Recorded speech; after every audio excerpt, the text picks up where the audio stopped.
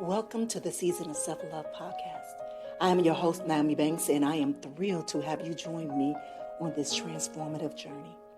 You see, every day we dive into a powerful conversation about self-discovery, healing, and empowerment. This podcast is brought to you by Ask Nyomi and Elevate Me Self-Discovery, where we believe that loving yourself is the first step to living a fulfilling life.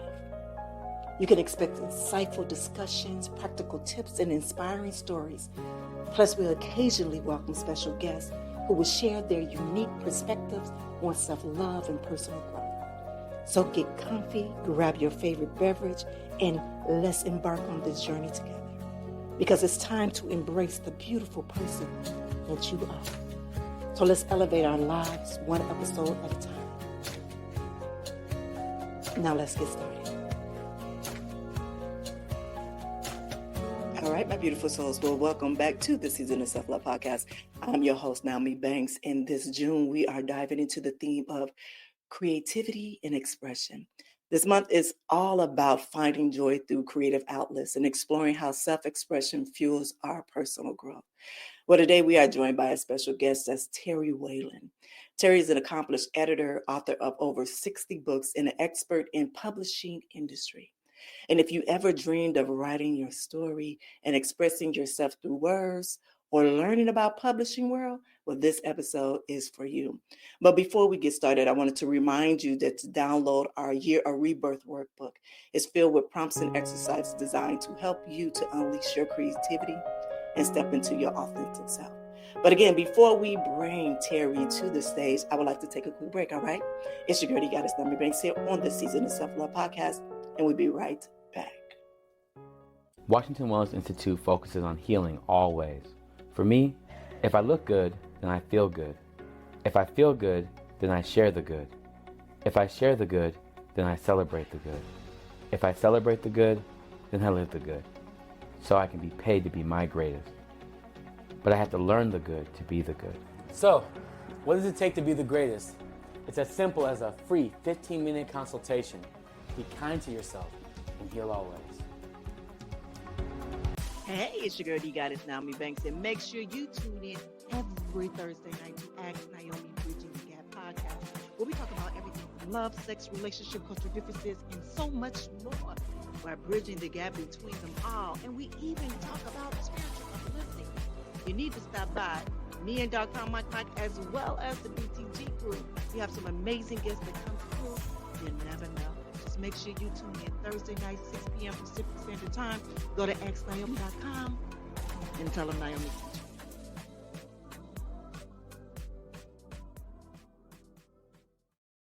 All right, and beautiful people, well, welcome back to the Season of Self-Love. And welcome, Terry. How are you? Good, Naomi. Great to be here with you. Thank you. Yes, I am so excited for this conversation. You know, I always say we all have a story. We all have a story to tell. And a lot of times we don't know how to put it out, but you're gonna show us today, right? All right, so before we get deep in time, we want to just ground ourselves first with a nice grounded meditation, and then we will get into the topic at hand, all right? So my beautiful people, if you can just find a nice comfortable position, and if you feel comfortable enough to close your eyes. Take a deep breath in through your nose and hold for a moment. Now exhale slowly through your mouth.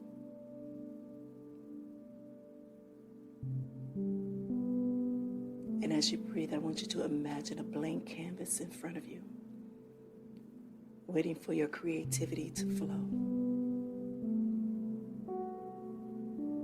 Now with each breath, feel your inner light growing brighter and filling you with inspiration and confidence.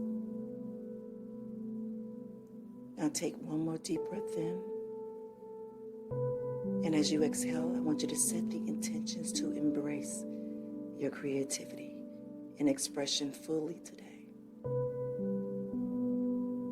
And when you are ready, gently open your eyes and join us in this journey. All right, my beautiful people. Now, if you're new here to the Season of Self-Love podcast, it's something that we do every day, Monday through Friday, just to help ground us before we get into the conversation. So I am so ready to get into this conversation. Again, Terry, welcome to the Season of Self-Love. Great to be here with you. Yes, yes. All right, so let's start from the beginning. Let's start with your creative journey. You've written over 60 books. You work with countless of authors. What has creativity meant to you throughout your life and career? Well, creativity's meant a lot to me. It was actually in high school that an English teacher looked at my writing and saw something and encouraged me to join the high school newspaper. And so that's where I started. I ultimately became the editor of my high school newspaper. I thought I was really, a hotshot writer. I knew what was going on. So I went to Indiana University, one of the top 10 journalism schools in the country, and joined the newspaper staff because I thought that's what I should do. There were about 100 of us on the writing staff. We produced a full-size newspaper 6 days a week. So it's quite a deal. We blew off our classes basically and wrote stories is what we were doing back then. And when I was a sophomore in college, I joined a social fraternity and was rebelling from my background and my parents. And I'd been out late that night drinking and I couldn't get my fingers on the right keys. And back then on our old Royal typewriters, when we made a mistake, you backed up and crossed out. And I knew my copy was going to look terrible. My editor was going to be upset with me. And every time I made a mistake, I kept saying to myself, Jesus Christ, Jesus Christ. And this little blonde-haired girl that was sitting next to me, she said, "Oh, Terry, don't say that, because one of these days when you really need Jesus, you'll call out for him and he won't be there." And I thought, what is this? I'm a Christian. I go to church when I'm at home. I read the Bible in church when I'm at home. I knew nothing about this Nyomi. She encouraged me to go to a little bookstore a couple blocks off the Indiana campus. They had pretty cards and posters, and maybe I'd find a book that interested me. So I wandered down there a couple of days later, and I bought this book called Jesus the Revolutionary. I thought, how in the world could Jesus be a revolutionary? And so I took that book back to my room, and I read that book. It showed me a different side of Jesus than I'd ever seen before. But about that time, somebody invited me to this Jesus people gathering in downtown Bloomington, and people were sitting on little scraps of carpets with little candles lit. And those people had something that I didn't have. And so I got a Bible, and I've been going the Jesus trail ever since. My journalism colleagues thought I was a little nuts. So instead of joining the Indianapolis Star or the Chicago Tribune or one of those kind of places is what I was going to do, I joined a group called Wycliffe Bible Translators, and I worked in linguistics for 10 years. And actually have a New Testament that's on my shelf in southwestern Cachiquel from Guatemala that wouldn't have existed if I hadn't have done that kind of stuff. Wandered back to my writing, and a few years later, and started writing for magazines. And then I was at a writers' conference years ago, and I was walking out on a trail with an editor, and she told me she had a problem. And I was listening when these editors tell me they have a problem. And she said that she worked for David C. Cook, and their mission was to tell kids about the world that was out there and how they could do something in the world. And she said, "I don't have a single book that says that. What kind of ideas do you have?" Well, my kids were little back then, and we were reading these books, and I knew that Steve Lawhead, he goes by Stephen Lawhead in his fantasy stuff, but for his kids' books, Steve Lawhead had this series of books with real pictures combined with a cartoon character. Howard had a hot air balloon. Howard had a spaceship. I said, what if we combined our real pictures from Wycliffe around the world with a cartoon character to show kids that they could do different kinds of occupations? She said, "Oh, that's a good idea. Write that up and send that to me." So I made a little note. I went home, wrote it up, and sent it to her. And that ultimately became my first book that was published in 1992. It was a little children's book called When I Grow Up, I Can Go Anywhere for Jesus. Oh, I love that. I love that. That is so inspiring. But for those of us who feel disconnected from their creativity, what advice would you give them to rekindle that spark? Well, I think any of us at times feel disconnected from our creativity, and one of the best ways for anybody to get connected is just to take the stories that are in your own life and begin to write those down. Yeah. All these people want to write books, and hey, I understand, books are permanent, all that kind of thing, but you can really reach a lot more people with a magazine article than you ever can with a book. I mean, in the book publishing business, if you sell 5,000 copies of your book during the lifetime of the book, that's like a good number for us. Right. But in the magazine world, it's very easy to reach 100,000, 200,000, 500,000 people. That's true. And the articles are short. You could write 1,000 words or 1,500 words. And one of the big categories that almost every magazine takes are personal experience stories. Mm-hmm. I mean, all of us have these strange personal experiences that happen to us. So write those down, and in a magazine article, you learn how to write a good headline, how to have a good beginning, middle, and end, how to have a single point.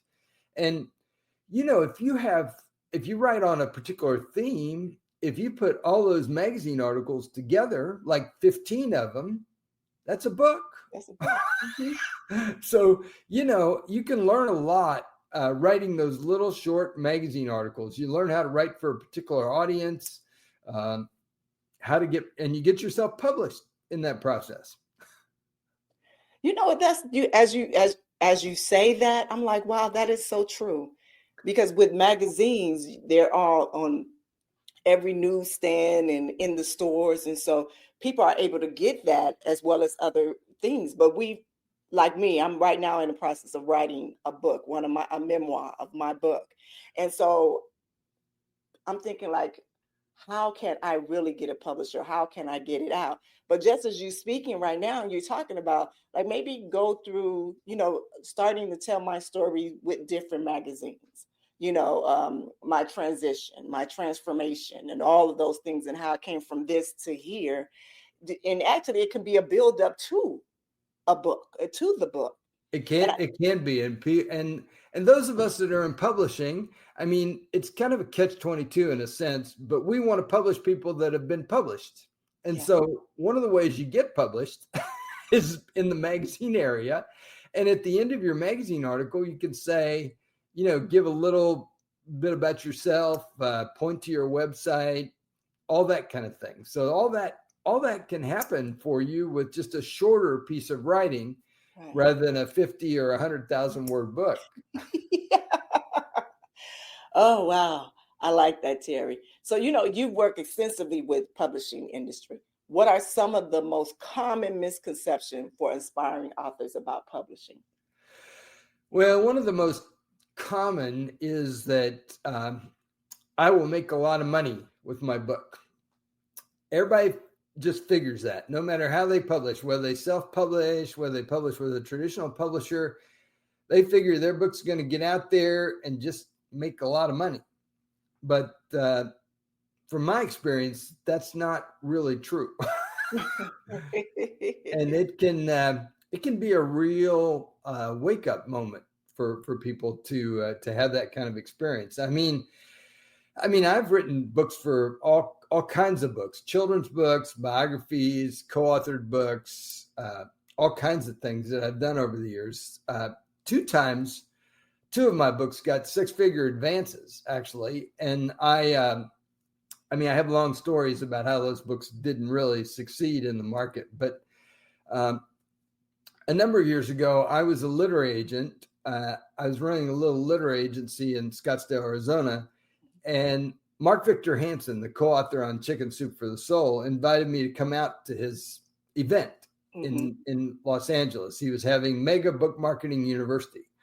So I went out there, took pitches from people during the event, but I also sat there with all these 400 people and listened to the different speakers. Now, at that point in my life, I'd written about 50 books for traditional publishers. I mean, they were making pretty books. They were getting them in the bookstore, all that kind of thing. But when you're in publishing, once a year, maybe quarterly, the publisher will send you a financial statement about how your books are doing.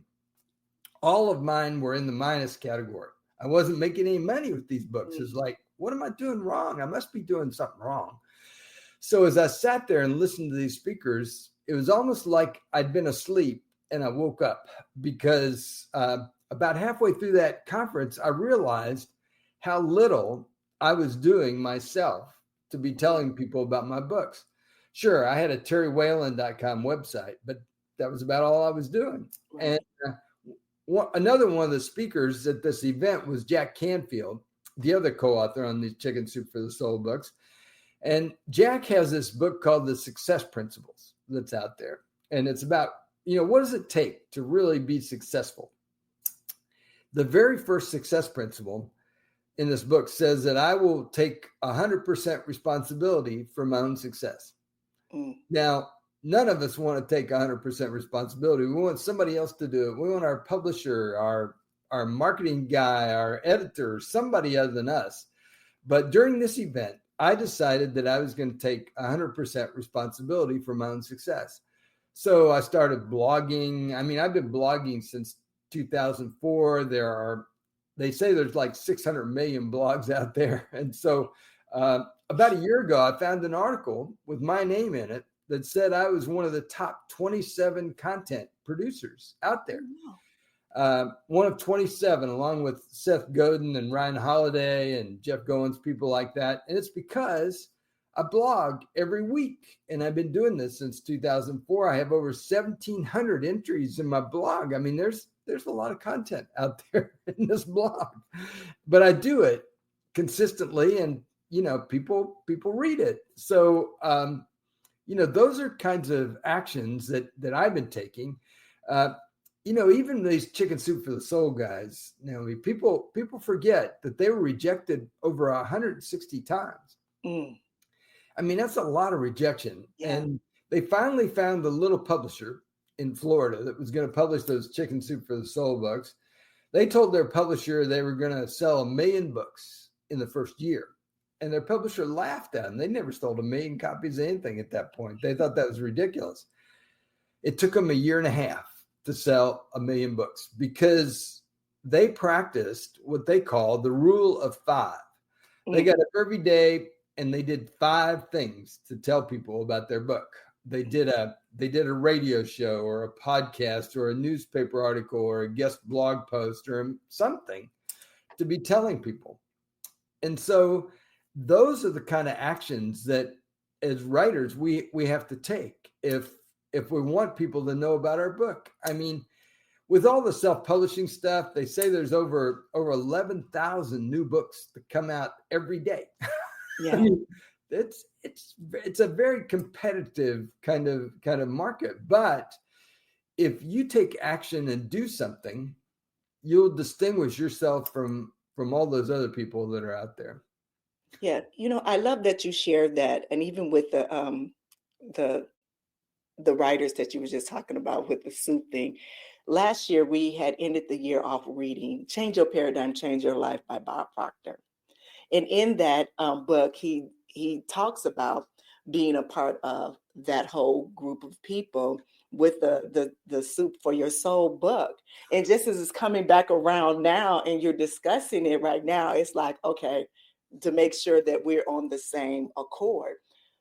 When I thought about the year of the rebirth for this year, I was using three foundational things that Bob Proctor has spoke about in his book. And that was decision, understanding, visualization, and discipline within all of those things.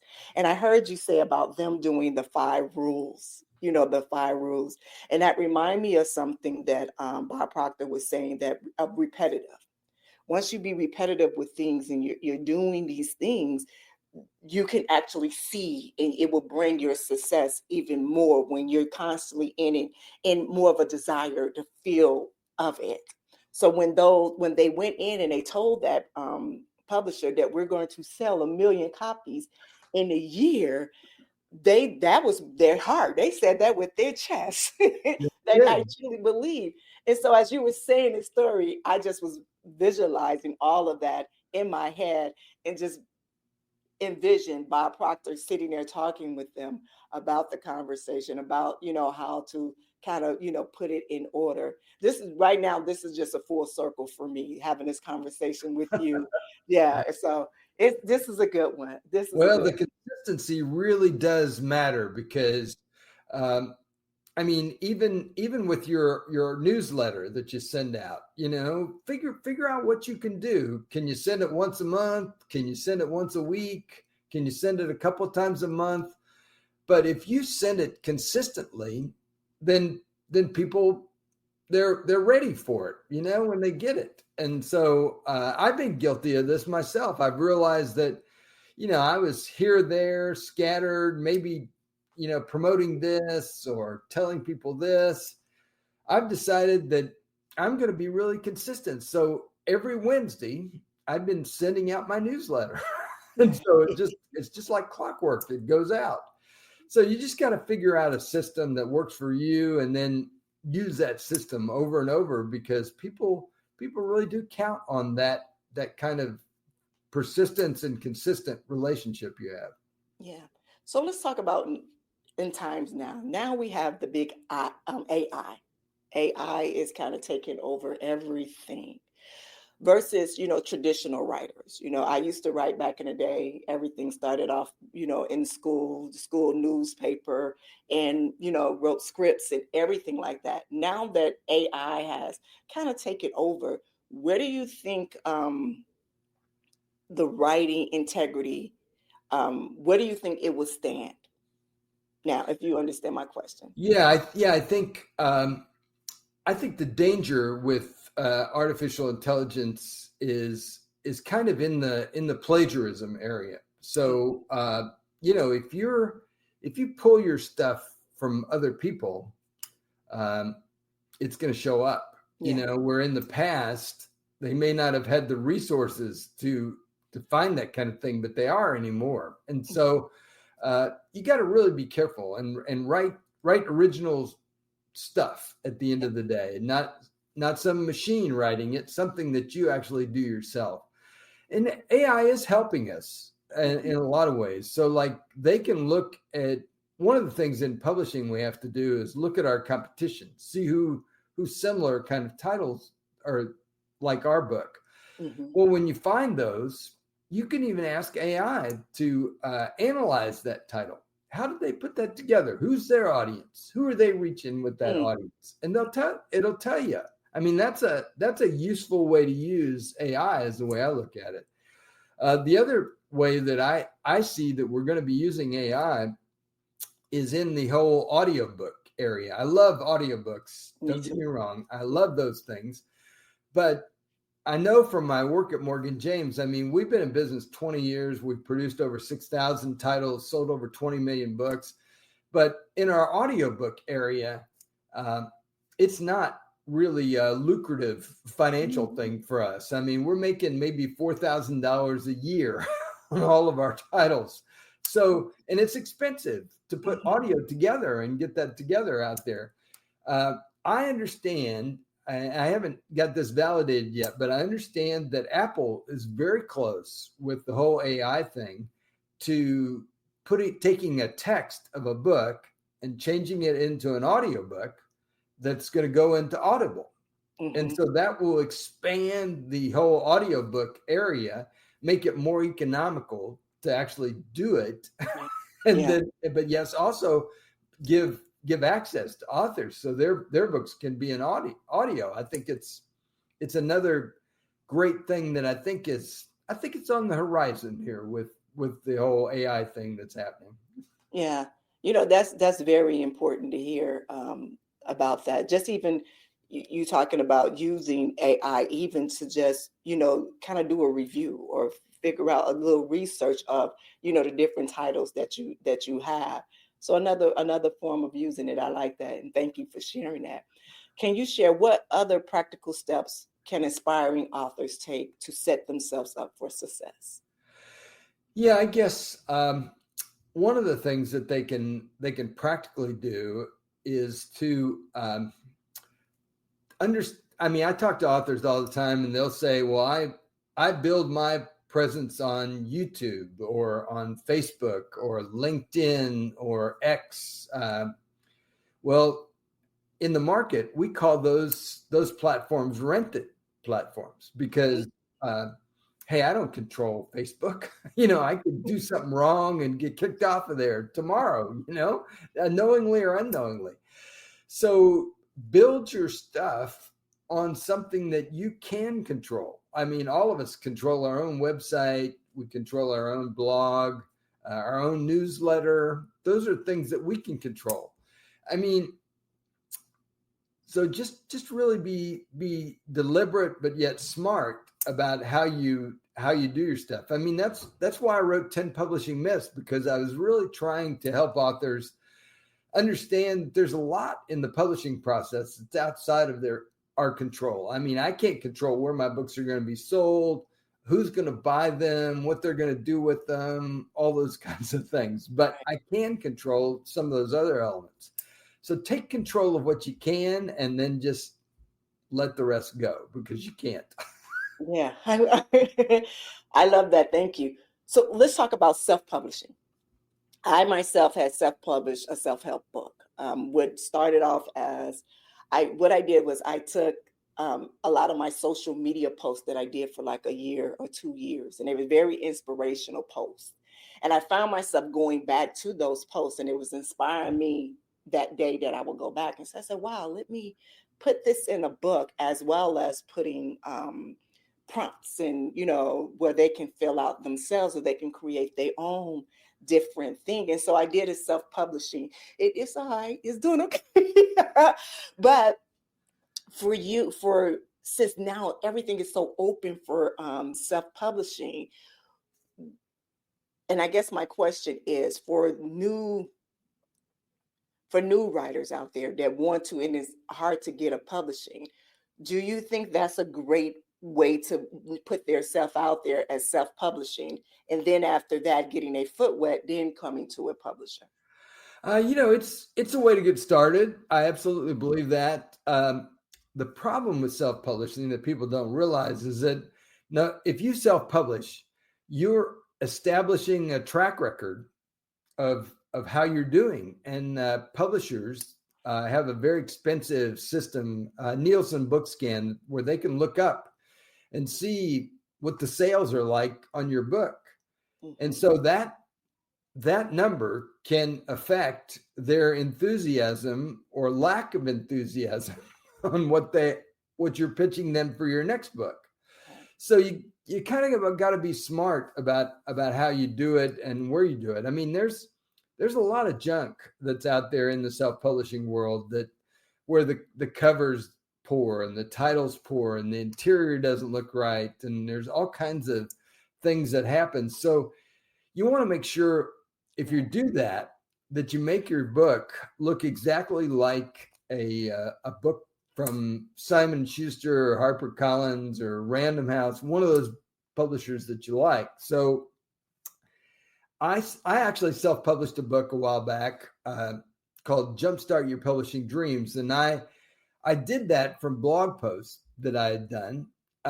We call that a book in the business because it came from a blog, but it's a lot of work to do that. I mean, you got to write transitions and get your stuff all together. But I made my book look exactly like a regular book in the bookstore. I had a logo on the spine, just the barcode was right on the back of the book.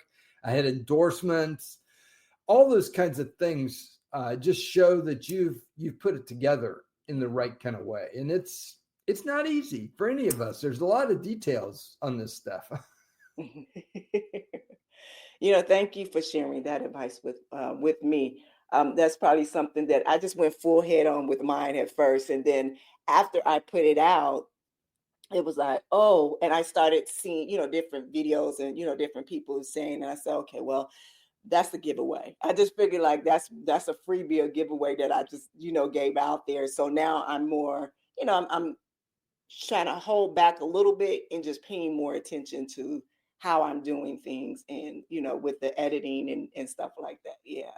Yeah, and what you can do, I mean, a lot of times maybe if you self-publish, that will eliminate you from going with somebody else. But where I work at Morgan James, for example, Amazon is a big customer of ours, but they're only 24% of our overall business. Mm-hmm. So the way I look at it is you publish with Amazon, you're missing 76% for what we do for the book out there. I mean, we're selling our books into 98% of the bookstores in North America, including the brick and mortar stores. So, I mean, we sell at Target, for example. Right. And so, you could take even your self-published book and bring that to somebody like me. Our system is really more of an independent publishing kind of system where you have a lot of control as an author, a lot of input with the cover, but we produce excellent books and get them out there into the market. So, there's not just traditional and then self-publishing. There's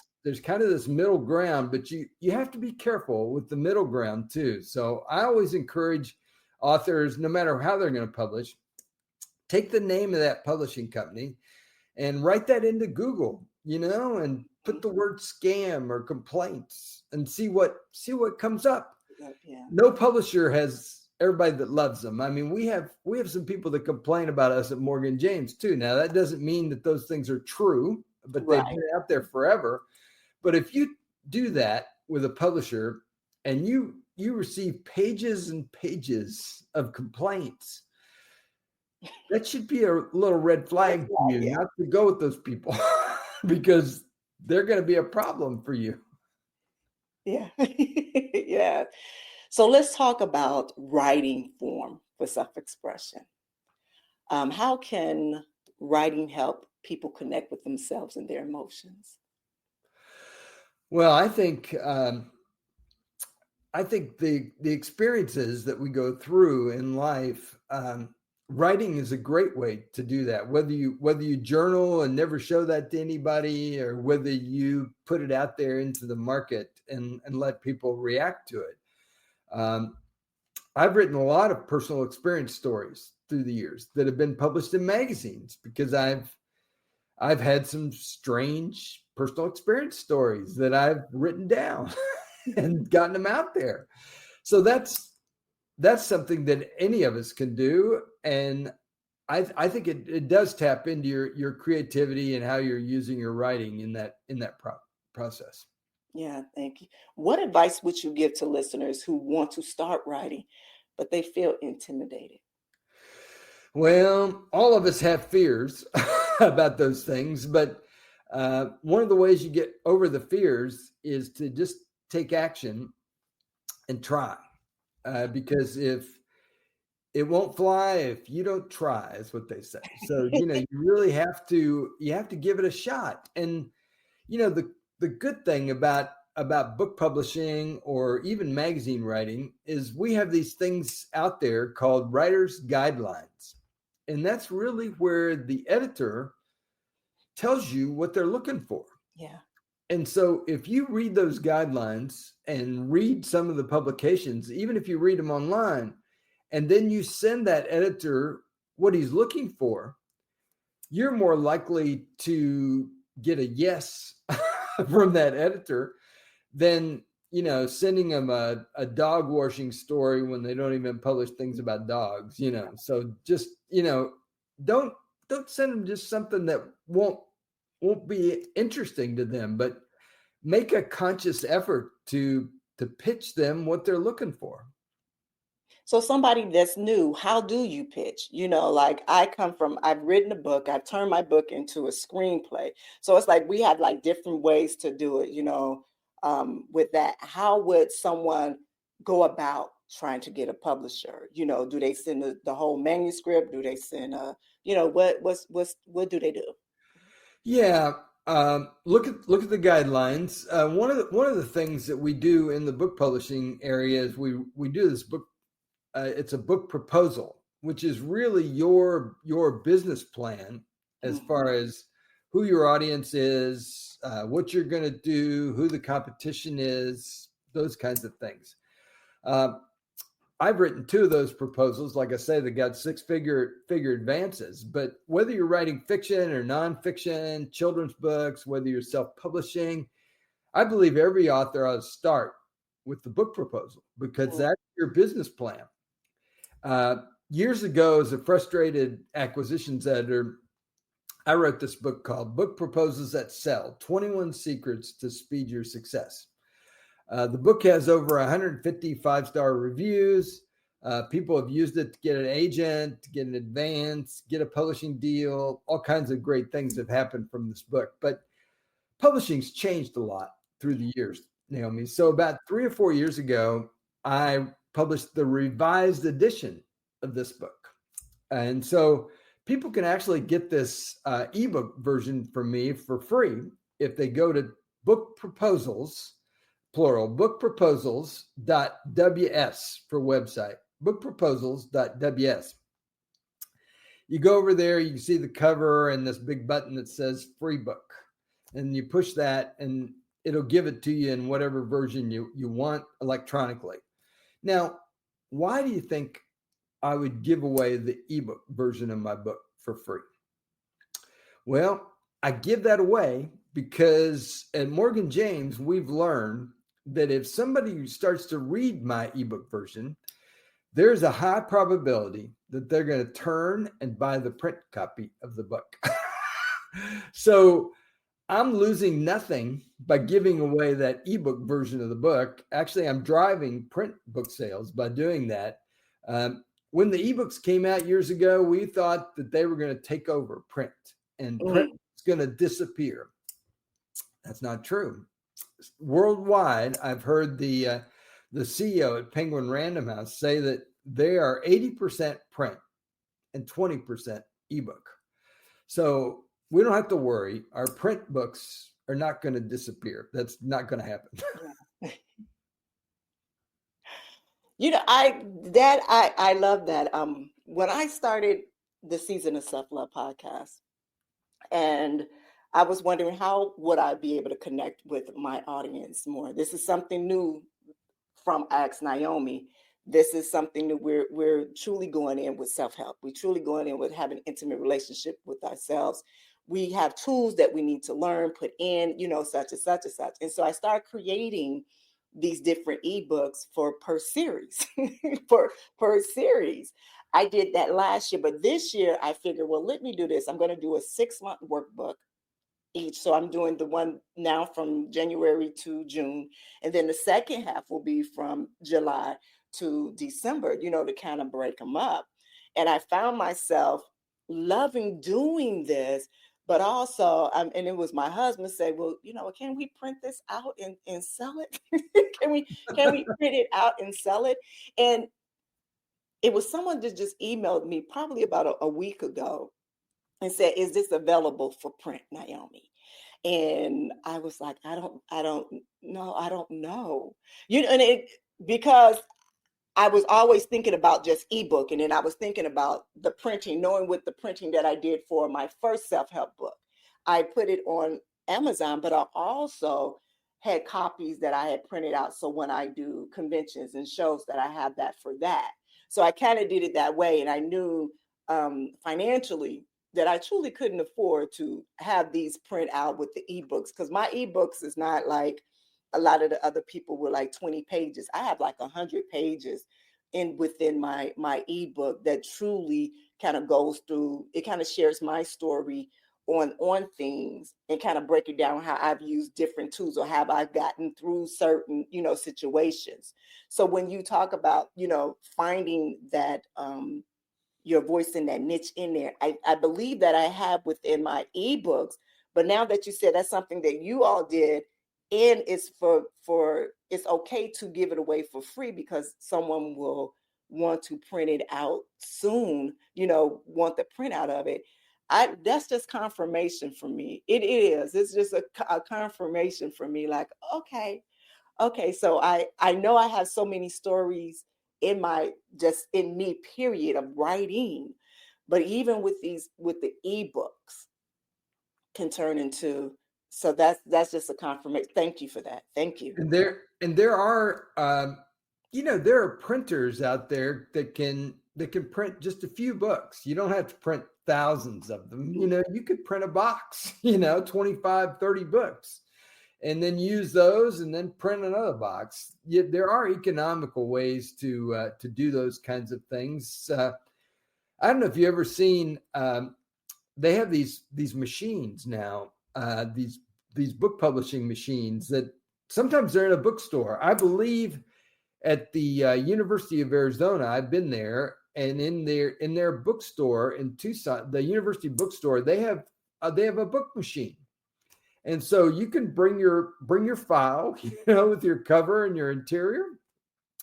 And I don't know what they charge, but by golly, you can walk out with a book. Yeah. From their machine, go drink some coffee for a bit and come back, and boom, there's your book. So there's a lot of technology things that are happening like that make it simple for us to try our books, and see if they really fit the market out there. Yeah. Well, thank you. You know what, Terry, we have come to the end, and I want to thank you so much for sharing your wisdom and passion with us. Is there anything else you want to share with our listeners today, where they can find you? Do you have a new book coming out? Like, what's happening with Mr. Terry? Well, yeah, I really appreciate that, Nyomi. This is my 10 Publishing Myths book, and I really want people to get this book. They can get it directly from me if they go to publishingoffer.com. Publishingoffer.com.